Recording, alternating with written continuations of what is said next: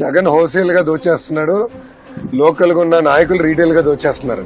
ఇసుక అనేది హోల్సేల్ గా దోచేస్తున్నారు. అంతా అదొక వ్యవస్థను ఏర్పాటు చేసి నాకున్న అంచనా ప్రకారం రోజుకి 3 కోట్లు సంపాదిస్తున్నారు ముఖ్యమంత్రి పర్ డే. 3 కోట్లు డబ్బులు తీసుకుంటా ఒకటి, రోజుకి 3 కోట్లు స్టన్. ఇప్పుడు ధరలు అంత పెరిగినాయి కదా, దానివల్ల అందరూ ఇబ్బంది పడ్డారు. మొన్న ఒక పురోహితుడు వచ్చారు, అంతే, మొన్న ఒక పురోహితుడు వచ్చి అన్న ఇసుక పాలసీ వల్ల నేను దెబ్బతిన్నాను. నాకు అర్థం లేదు, మీరెట్లు దెబ్బతిన్నారండి?